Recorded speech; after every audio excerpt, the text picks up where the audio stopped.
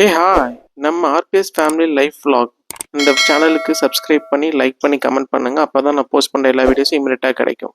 ஹே hi! இது 13th November 2020 Sunday vlogஓட this video நம்ம என்ன பார்க்க போறோம் அப்படின்னா, அன்னைக்கு டிட்வா புயல் எப்படி இருந்துச்சு நம்ம சென்னையில் என்னோட வீடு. ஸோ எப்படி ஒரு சைக்ளோன் நம்மளோட அஃபெக்ட் ஆயிருந்துச்சு இந்த ஏரியா அப்படிங்கிறத நம்ம இந்த வீடியோவில் பார்க்க போகிறோம். அண்ட் இந்த 13th நவம்பர் 2025 இந்த விஷயத்தினால என்னால் மறக்கவே முடியாதுங்க. 2024 நடந்த விஷயங்களை. அதனால என்னன்னா ஒரு 10:10க்கெல்லாம் அன்னைக்கு நான் போய் விளக்கேற்றணும் அப்படின்னு முடிவு பண்ணிட்டு நம்ம ஒரு கோயிலுக்கு, சிவன் கோயிலுக்கு போய் விளக்கேற்றணும். அது என்ன ரீசன் அப்படின்னு தெரிஞ்சுக்கிறதுக்கு இந்த வீடியோவை நீங்கள் ஸ்கிப் பண்ணாமல் லாங் வீடியோ ஃபுல்லாக செக் பண்ணுங்க. ரொம்ப இன்ட்ரெஸ்டிங்காகவும் ரொம்ப கஷ்டமான ஒரு விஷயத்தை தான் நான் இங்கே ஷேர் பண்ணிக்கேன் உங்களுக்கு. அது என்னடா 10:10க்கு விளக்கேற்றணும், தென் எதுக்கு நம்ம இந்த சாப்பாடு தானம் பண்ணணும், எல்லா விஷயமுமே உங்களுக்கு இந்த வீடியோ ஸ்கிப் பண்ணாமல் பார்த்தீங்கன்னா உங்களுக்கு தெரியும் உங்களுக்கு. தென் நம்ம வீட்டில் பாசிட்டிவ் வைப்ரேஷன் ஸ்ப்ரெட் ஆகிறதுக்கு என்ன பண்ணுவேன் நான் அப்படிங்கிற விஷயத்தையும் நான் இங்கே உங்களுக்கு ஷேர் பண்ணிக்கேன் உங்களுக்கு. இது மாதிரி நிறைய வீடியோஸ் நான் அப்கமிங் டேஸில் நான் அப்லோட் பண்ண போகிறேன். ஸோ அதனால் என் சேனலை சப்ஸ்கிரைப் பண்ணி, லைக் பண்ணி, கமெண்ட் பண்ணிக்கோங்க கண்டிப்பாக. அது மட்டும் இல்லைங்க, நைட்டு திடீர்னு போயிட்டு நான் ஹோட்டல் ஸ்டைலில் ஒரு சாம்பார் வச்சு சாப்பிட்டேன். ஸோ அன்றைக்கி சண்டே vlog எப்படி போச்சு அப்படிங்கிறது தான் இந்த வீடியோ ஃபுல்லாக நம்ம பார்க்க போகிறோம். வாங்க இப்போ நம்ம வீடியோக்குள்ளே போகலாம். அன்னைக்கு மார்னிங் பார்த்தீங்கன்னா ஒரு 7:15க்குலாம் நான் எந்திரிச்சிட்டேன் நான். ஏன்னா அன்னைக்கு நான் கண்டிப்பாக 10:10க்குலாம் நான் விளக்கேற்றணும், கோயிலுக்கு போகணும் அப்படிங்கிறது என்னோட முடிவு பண்ணியிருந்தேன் நான். ஸோ 30th நவம்பர் 2024 தான் என்னோட அப்பா இறந்தாங்கங்க. ஆனால் திவசம் பார்த்தீங்கன்னா நமக்கு 18 நவம்பர் 2025 வந்துருச்சு நமக்கு திதி. ஸோ நான் போய் பண்ணியாச்சு. பட் இருந்தாலும் இது அவரோட இறந்த நாளுங்க. என் மைண்டில் ஃபுல்லாக ஓடிட்டே இருந்துச்சு. லாஸ்ட் இயர் பார்த்தீங்கன்னா அப்பா 8:30 வரைக்கும் என்கிட்ட பேசிகிட்டு இருந்தாங்க. அதுக்கப்புறம் பார்த்தீங்கன்னா வீடியோ கால் பண்ணி என்கிட்ட பேசிகிட்டு இருந்தாங்க. அப்புறம் அக்காட்ட பேசிட்டு ஒரு 9:40 வரைக்கும் அக்காட்ட பேசிட்டு இருந்தாங்க. 10:10க்குலாம் பார்த்தீங்கன்னா இறந்துட்டாங்க. ஸோ ரொம்ப ஒரு மனசு கஷ்டமான ஒரு நிகழ்வு அது. அன்னைக்கு நாங்கள் ரொம்ப அன்னைக்கு எப்படி இருந்துச்சோ அதே மாதிரி தாங்க இன்னைக்கும் இருக்குது. இந்த புயல் இதெல்லாம் அதே மாதிரி அன்னைக்கு எப்படி மழை பெஞ்சிட்டு புயல் இருந்துச்சோ அதே சுச்சுவேஷன் தான் இப்பயும் அப்படியே எனக்கு இருக்குது. ஸோ கம்பேக் பண்ண மாதிரியே ஒரு சுச்சுவேஷன் இருந்துச்சு. ஏன்னா இந்த விஷயம் நடந்திருக்கவே கூடாது அப்படிங்கிற மாதிரி நான் யோசிச்சுட்டு இருந்தேன் நான். இது ஒரு கனவாக இருக்கணும் அப்படிங்கிற மாதிரி நினச்சேன் நான். ஸோ வீடெலாம் ரொம்ப அழுக்கா குப்பையாக இருந்துச்சுங்க. ஸோ நம்ம சரி பண்ணிட்டு தான் நம்ம கோயிலுக்கு போகணுன்னு முடிவு பண்ணிட்டேன் நான். ஸோ ஃபஸ்ட்டு என்ன பண்ணேன், கிச்சன் கவுண்டரை ஃபஸ்ட்டு நல்லா நீட்டாக தொடச்சி க்ளீன் பண்ணிவிட்டு அதுக்கப்புறம் நான் காஃபி போட்டு குடித்தேன் நான். இந்த காஃபி போட்டு குடிக்கும்போது இந்நேரம்லாம் அப்பா நம்மள்ட்ட பேசிகிட்டு இருந்தாங்க. போன வருஷம் நேரத்தில் நமக்கு ஒரு வருஷம் எப்படி ஓடிச்சு, இந்த மாதிரி மைண்டில் நிறையா விஷயங்கள் ஓடிட்டே இருந்துச்சு. ஸோ அதுக்கப்புறம் வீடெலாம் க்ளீன் பண்ணிவிட்டு மாப் போடணும் அப்படின்னு முடிவு பண்ணிட்டேன். ஸோ அதனால் அதுக்கு எல்லாமே நான் பண்ணிகிட்டு இருந்தேன் நான். எனக்கு இப்போ ஒரு டைம் மிஷின் கிடச்சிச்சு அப்படின்னா அந்த ஒரு வருஷம் முன்னாடி நான் போய் அந்த இடத்துக்கு அப்பாவை காப்பாற்றுறதுக்கு ட்ரை பண்ணியிருப்பேன். இந்த மாதிரி விஷயங்கள்லாம் நான் செய்யணும்னு நினைக்கிறேன் நான். இந்த மாதிரி உங்களுக்கு டைம் மிஷின் கிடச்சிச்சின்னா நீங்கள் எந்த விஷயத்த மாற்றுவீங்க, அது எதனால் மாற்றுறீங்க அப்படிங்கிறத எனக்கு கமெண்ட் பண்ணுங்கள். நான் தெரிஞ்சுக்கிறதுக்கு ரொம்ப இன்ட்ரெஸ்ட்டாக நான் இருக்கேன் நான். ஸோ அன்றைக்கி ஃபுல்லாக ரொம்ப எனக்கு ஒரு கஷ்டமான ஒரு நாளாகவே இருந்துச்சுங்க எனக்கு. ஸோ அது அந்த தருணங்களை எனக்கு எக்ஸ்பிளைன் பண்ண முடியல. பட் ரொம்ப ஒரு கஷ்டமாகவே எனக்கு இருந்துச்சுங்க எனக்கு. ஸோ அதுக்கப்புறம் வீடெலாம் நல்லா கூட்டிட்டு அதுக்கப்புறம் பார்த்தீங்கன்னா நம்ம எப்படி வீடு இருக்குது அப்படிங்கிறத பாருங்கள் நீங்கள். நான் வாஷிங் மிஷின் எல்லாத்துலேயுமே போட்டு வச்சுருந்தேன். தென் நம்ம குளிக்கும் போது நம்ம இந்த கிளாத்தையும் போட்டுடலாம் அப்படிங்கிறதுக்காக நான் அப்படி போட்டாச்சு. திட்வா புயல் எப்படி இருக்குது அப்படிங்கிறத பாருங்கள். ஸோ ஃபுல்லாக காற்று. நான் பீச் நியர்பை இருக்கனால பார்த்தீங்கன்னா இந்த விண்ட் ஃப்ளோ அதிகமாக இருந்துச்சு. பட் கிராஜுவலாகவே இந்த மழை பெஞ்சிட்டே இருந்துச்சுங்க. பட் நான் எப்படா கோயிலுக்கு போவேன், விளக்கு ஏற்றுவேன் அப்படிங்கிற மைண்ட் இருந்துகிட்டே இருந்துச்சு. அப்போ எனக்கு இந்த டேவை மட்டும் கொஞ்சம் ப்ரெசன்ட்ஃபுல்லாக மாற்றி கூட நான் அப்பாடி நான் ப்ரே பண்ணேன் நான். அதுக்கப்புறம் எனக்கு சுடு தண்ணி போட்டுட்டு ஒரு 8 o'clockலாம் இந்த ஒர்க் எல்லாமே நான் முடிச்சாச்சு. ஸோ இங்கேருந்து பாருங்களேன், என் பெட்ரூம்லேருந்து பார்த்தீங்கன்னா கூட தெரியும் உங்களுக்கு அந்தளவுக்கு மழை ஹெவியாக பெய்யலைங்க. கிராஜுவலாக மேய்ச்சிட்டே இருந்துச்சு. இது சென்னையா இல்லை ஊட்டியாங்கிற அளவுக்கு இருந்துச்சு. அப்படி ஒரு சில் கிளைமேட்டு தான் எனக்கு அங்கே. ஸோ அதுக்கப்புறம் பார்த்தீங்கன்னா வாஷிங் மிஷின் போட்டாச்சு நம்ம. ஸோ அதுக்கப்புறம் பார்த்தீங்கன்னா 9 o'clock ஆயிடுச்சு நம்ம. ஸோ அதுக்குள்ளே நம்ம இந்த பூஜைலாம் பண்ணணும் அப்படிங்கிற ரீசனால் போய் குளிச்சுட்டு வந்துட்டேன் நான். ஸோ ஹேர் வாஷ் பண்ணிட்டேன். ஸோ ஹேர் கட்டும் பண்ண நினச்சிட்டு இருந்தேன். பட் என்னால் பண்ண முடியல என்னால். ஸோ டைம் எனக்கு செட் ஆகலை. ஸோ அதுக்கப்புறம் நம்மளோட பூஜைகள் எல்லாமே நீட் பண்ணிவிட்டு அதுக்கப்புறம் பார்த்தீங்கன்னா சாமிக்கு பூ பூவெல்லாம் வச்சுட்டு விளக்கேற்றியாச்சு. விளக்கேற்றினதுக்கப்புறம் சாம்பிராணியும் ஊதுபத்தியும் வீடு ஃபுல்லாக நான் காமிச்சிட்டேன் நான். ஸோ என்கிட்ட அப்பா ஃபோட்டோ இங்கே இல்லை. ஒரு என்னோட ஃபேமிலி ஃபோட்டோவாக இருக்க மாதிரி தனியாக இருக்கும். ஸோ அதனால் அப்பாவுக்கு தனியாக விளக்கேற்றவோ பூ வைக்கவோ என்னால் முடியல.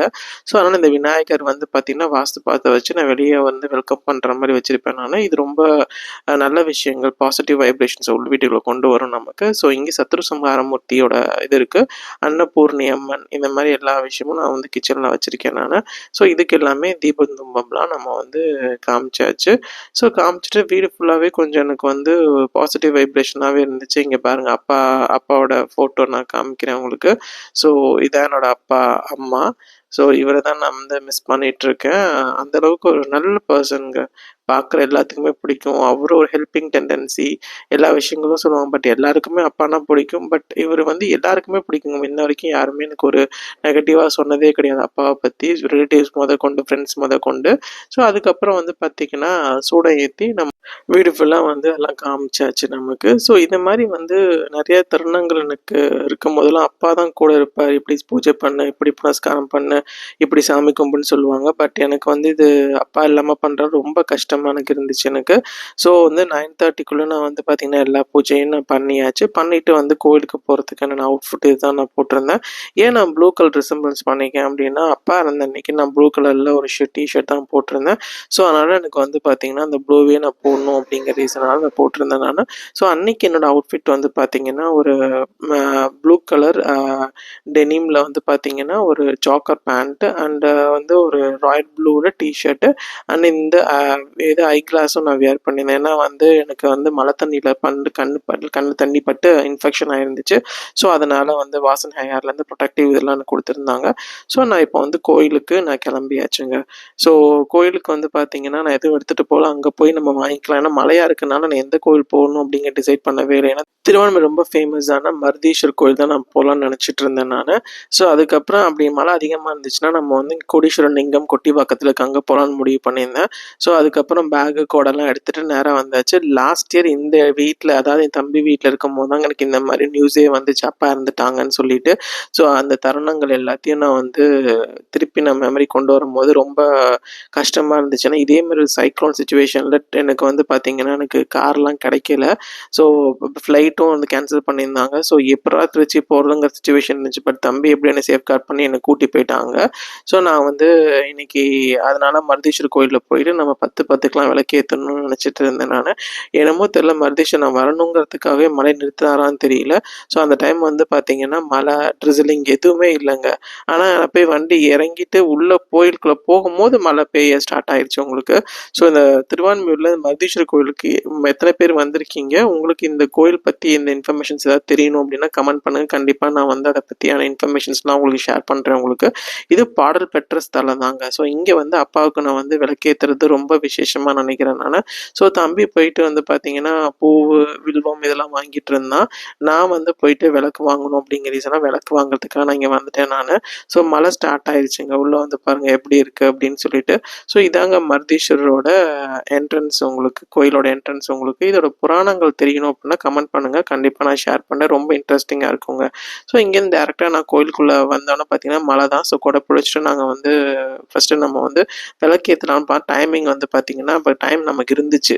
ஸோ ஒரு 9:40 இந்த மாதிரி தான். ஸோ அதனால் என்ன பண்ணால் ஃபஸ்ட்டு நம்ம இங்கே நம்ம விநாயகரையும் முருகனையும் கும்பிட்டுட்டு அதுக்கப்புறம் நம்ம சிவனை கும்பிடலாம் அப்படின்னு சொல்லிட்டு நம்ம இங்கே சிவனுக்கு வந்தாச்சு. ஸோ அங்கே பார்த்தீங்கன்னா அடுத்த நாள் திங்கக்கிழமை அப்படிங்கிற ரீசனால சங்காபிஷேகம், கார்த்திகை மாதத்தில் வர சோமவாரம் சங்காபிஷேகம் பண்ணுவாங்க. ஸோ அதனால பார்த்தீங்கன்னா இதை ரெடி பண்ணி வச்சுருந்தாங்க தியாகராஜ மண்டபத்தில். ஸோ அங்கே நான் சாமி கும்பிட்டுட்டு அதுக்கப்புறம் பார்த்தீங்கன்னா உள்ளே போய் மருதீஸ்வரரை கும்பிட்டுட்டு அப்படியே நான் சுற்றி வந்தேங்க. இது மாதிரி வரும்போது கூட எனக்கு பார்த்தீங்கன்னா அப்போ டிவைன் நாலேஜ், அஸ்ட்ராலஜி பார்ப்பாங்க, எல்லா விஷயங்களுமே ஜாதகம் பார்க்குறது, தென் வாஸ்து பார்ப்பாங்க. அவருக்கு என்ன விஷயம் தெரியாது அப்படிங்கிறது எனக்கு தெரியாது. எல்லா விஷயமே புக் நாலேஜ் தான், படித்து தான் தெரிஞ்சுக்கிட்டாங்க. ஸோ அந்த மாதிரி ஒரு பர்சன் லைஃப்பில் மிஸ் பண்ணுறது எனக்கு ரொம்ப ஒரு கஷ்டமான தருணங்கள் இருந்துச்சு எனக்கு.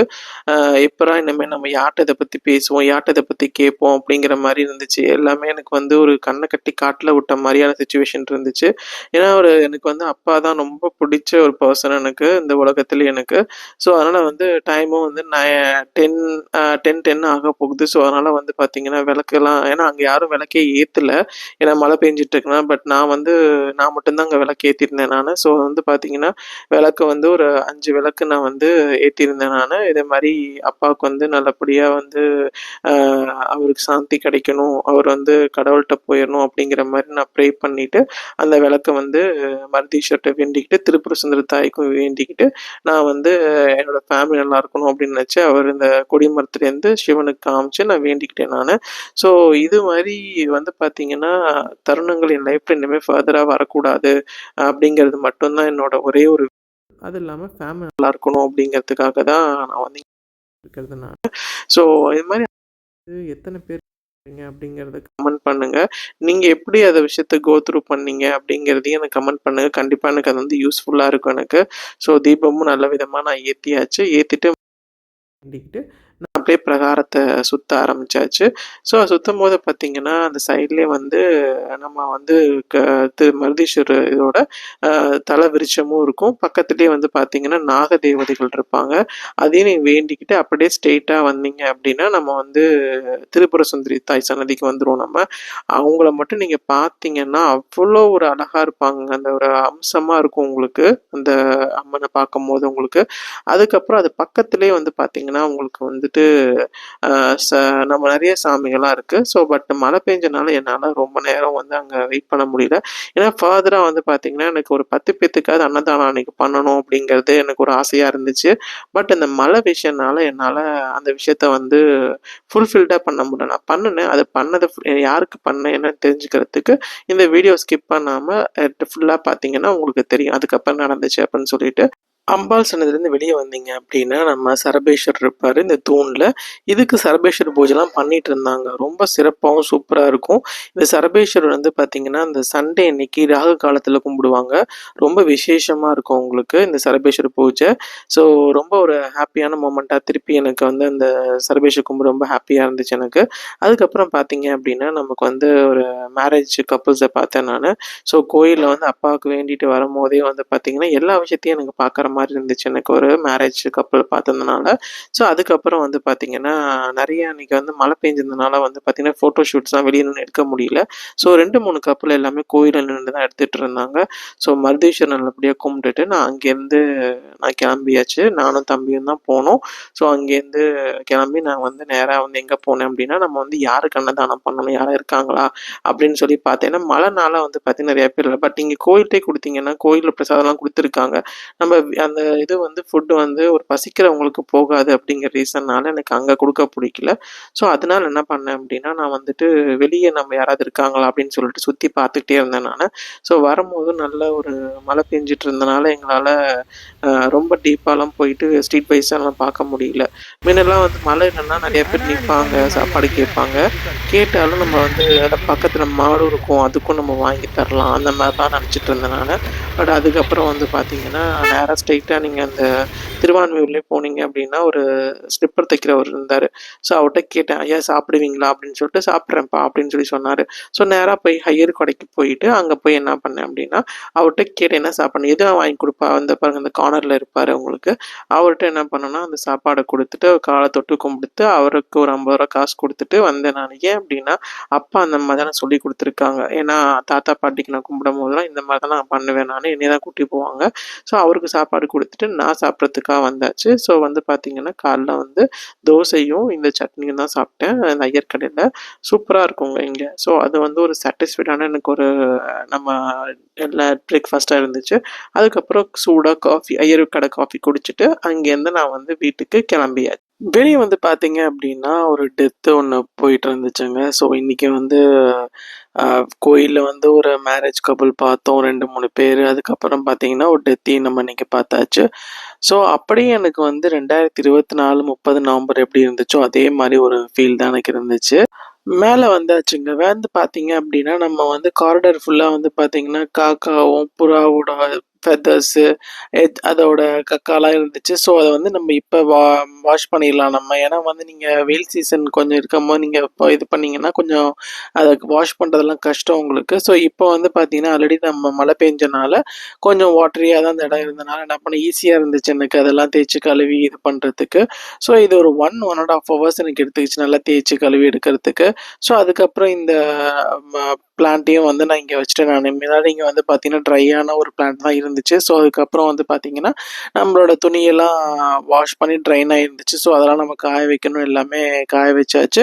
ஸோ இங்கே நான் ஒரு விஷயம் என்ன சொல்ல விரும்புகிறேன்னா, அப்பா இருந்ததுக்கப்புறம் பார்த்தீங்கன்னா அந்த காசு பணம் இந்த விஷயங்கள்லாம் ஒரு பெரிய விஷயமே கிடையாதுங்க.